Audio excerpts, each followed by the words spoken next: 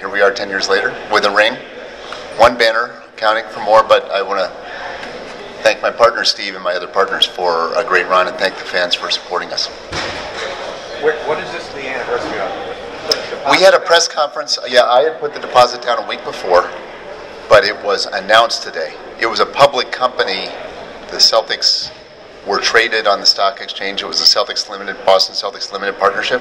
So I had wired them a deposit fee the week before, and Steve and I had agreed that we would announce it on this day, September 27th. I think we signed a binding agreement to buy the team on yesterday, and it was announced today, I think. Yeah, it was announced today. And it took a couple months for the league to approve it. Yep, and we organized our ownership group and raised the rest of the money and made sure it all happened. But this is really the day we went out there and said it's happening. For both you guys, can you think back to the condition of the actual roster, the actual team, and what it has grown into since then? The challenges you faced initially. You know, it was actually a reasonably good team, and they had some high hopes with Vin Baker coming in as a big man. He didn't work out, but it was a good team. And Danny came in and said, "Look, it's a good team. It can play, it can compete, but I want to restructure it so you can win a championship." And we decided, after meeting with Danny, to go and try to win that championship, and then restructured the team, drafted young players, and now you see what's happened today. Yep, we looked at it. We thought it was a playoff team. It had two All-Stars, Paul and Antoine, but it didn't have championship caliber written on it. And then when Vin went down, it made it pretty clear that things just had to get restarted. Only player we kept was Paul. New coach, new general manager, new plan, new business staff, in large part. A to Z start over, and it culminated in 08 with a lot of luck. A question for both of you. How you doing, Dan Roach from Hey, Dan. Channel 4?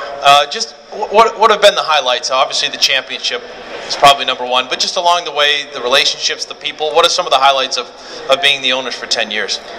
I know that we didn't know how it would go. We didn't know if we could add to the legacy of the Celtics, run it the right way. We had the best intentions, and we had a great ownership group behind us, but that doesn't always translate into being able to go from being an investor to being the CEO of a pro sports team or managing partners of a pro sports team.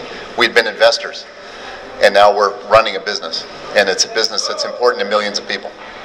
So somehow we got from there to here, but we had ups and downs. We had plenty of downs, but just realizing that we could do it, and that if you that we had found the right fit. The Celtics were the right fit for us.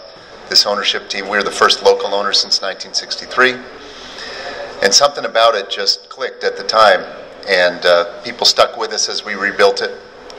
Steve introduced Danny Ainge into the mix. Danny introduced Doc. That was a very nice series of events. My wife told me to call Steve. Steve called Danny. Danny called Doc. So it all starts with Corinne. But it's worked out great. We're not done. It doesn't always work out great. We've had down years, but we're really happy to be here and hope to be here for years to come. I would say some of the highlights were bringing Red R back into the fold, and we had a wonderful 5-year run with Red, and Red taught us a lot and really helped bring the Celtics tradition back to where it was.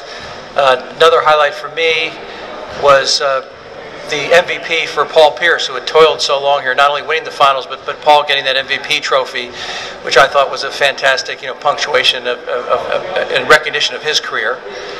And then I'd also say, Doc, who had taken us through a year where we lost a lot of games in the 2007 season, 2006, 2007, and or 2005, 2006.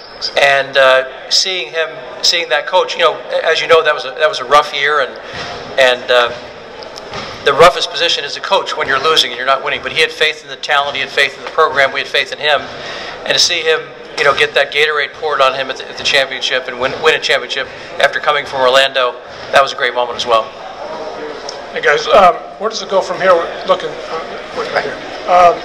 This year, some other teams did a little more than you guys did in the off season. How optimistic are you for this year and the upcoming years?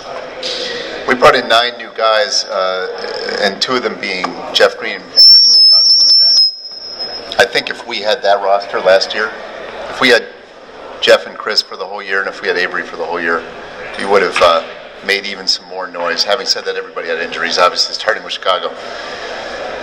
We love this team right now, love the roster, like the attitude. We like the fact that they all went for their own training camp in LA. We're about to take them overseas. The last time we went overseas was 2007, and you saw how that worked out. Very optimistic about this team, and Doc and Danny will fill you in more on that. But there's a lot of excitement about this this roster led by Rondo, Pierce, Garnett. It's going to be quite a show this year.